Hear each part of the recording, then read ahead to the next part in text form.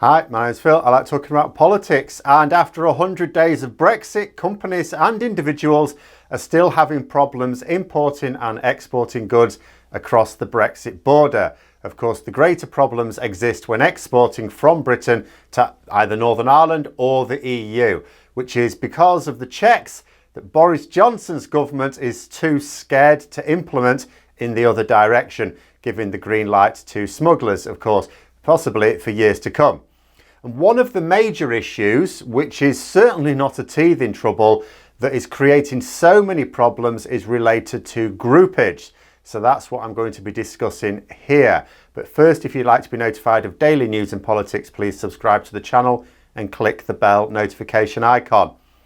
So I've touched on the problems of groupage in the past. Now, this is the way that exporters who aren't shipping lorry loads of goods can include their shipment with that from other exporters to transport it efficiently and relatively cheaply.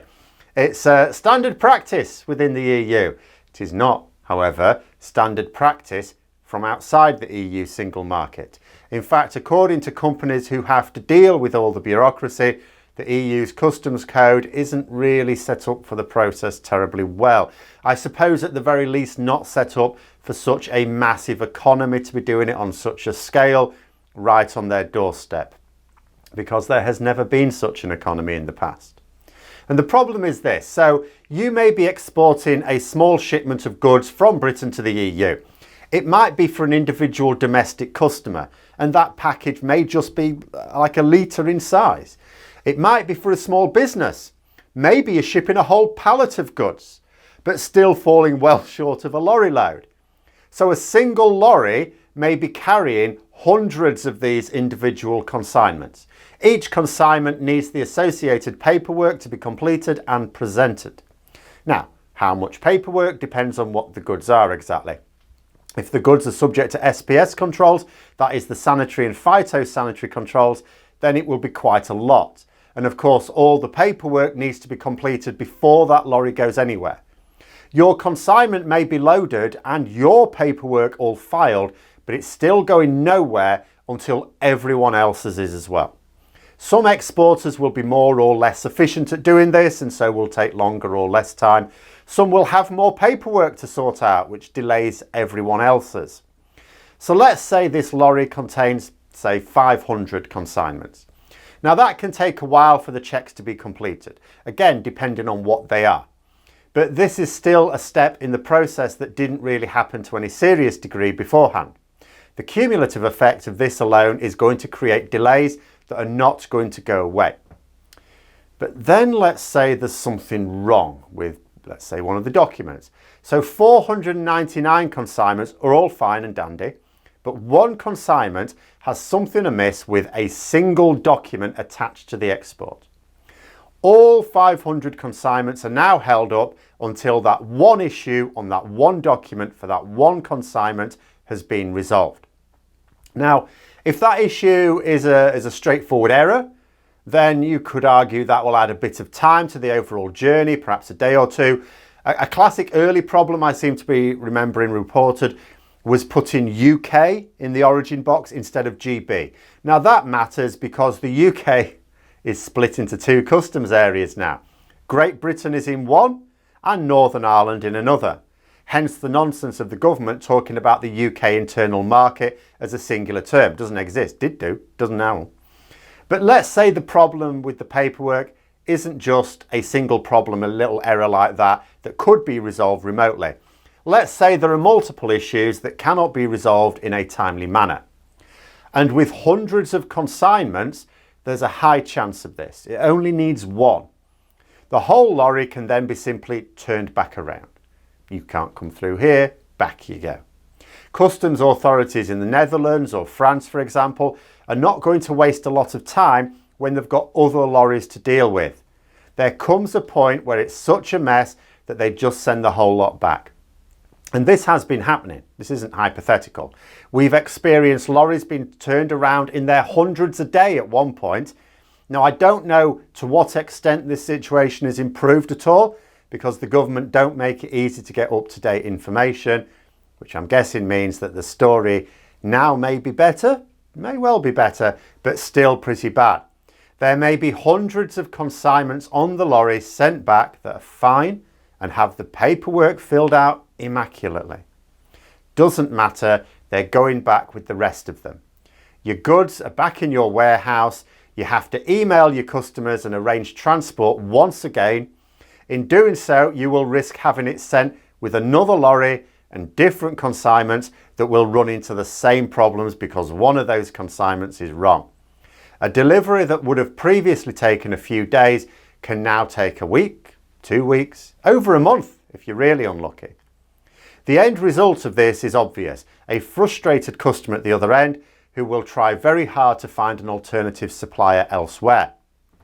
And even if the wait isn't frustrating the customers, the costs of transport increases as hauliers can't obviously absorb all the costs associated by lorries being turned back because something is wrong. You can't have a lorry driver come back and say to them, well, we're not paying you because you didn't actually deliver anything. They can't live.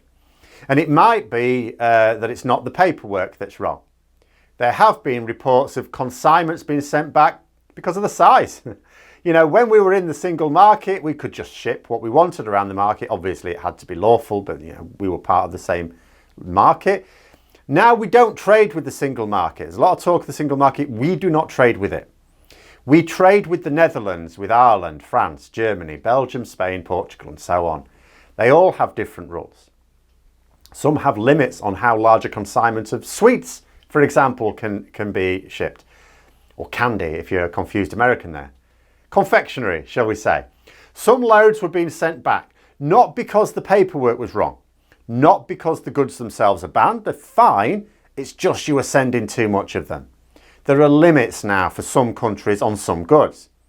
So now we have a situation whereby you need to group your exports with those of hundreds of other exporters, but doing so runs the risk of it all being sent back through no fault of your own if you share your lorry with someone who messed up. But it's not like you can just hire a lorry for yourself.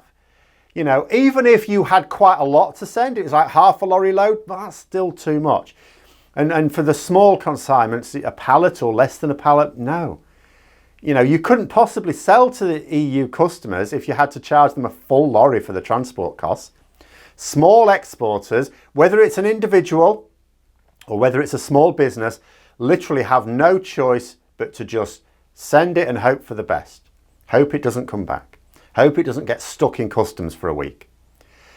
Perhaps hoping that over time errors are reduced. But as I've already discussed, it's not possible to reduce those errors down to zero or anything close to it, because you've got new exporters will spring up all the time as people try and start up their own businesses in need of an export service.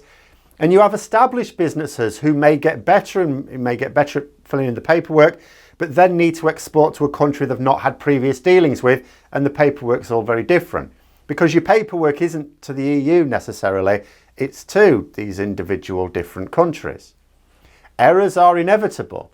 This means that no small exporter can possibly guarantee a delivery within any reasonable time frame. You know, we may get to the point where it works most of the time, though with average journey time still in excess of what it was before Brexit. I remember before the EU, we were still part of the European club, of course, but before the European Union. And what was it when you sent off for things? Oh, allow 28 days for delivery. That was standard when I was growing up. 28 days for delivery. We don't have that now. You're mad. We order something, as long as it's in stock and doesn't need to be made to order or anything, we get it a couple of days later. Oh no, not now. Maybe the 28 days will have to come back. You know, even if it gets better and we get to the point where we can reliably do it within a certain time frame, there will be the odd delivery at least that just takes much longer. Right now, according to exporters being interviewed, the situation is still bad. It wasn't just a few weeks and now it's fine. So every small exporter in Britain is now an unreliable supplier in the EU. It would be better if we had the integrated IT systems that are needed to manage the situation. But we don't. We're also not going to have such a system anytime soon. This is the trading reality for British businesses now. They have to hope that they are still competitive enough for their customers to put up with it. But those are my thoughts. Let me know yours in the comments below. Hope you found the video interesting. If you did, don't forget to click the like button. And if you'd like to support the channel further, please also click the Patreon link for details. And until next time, I'll see you later.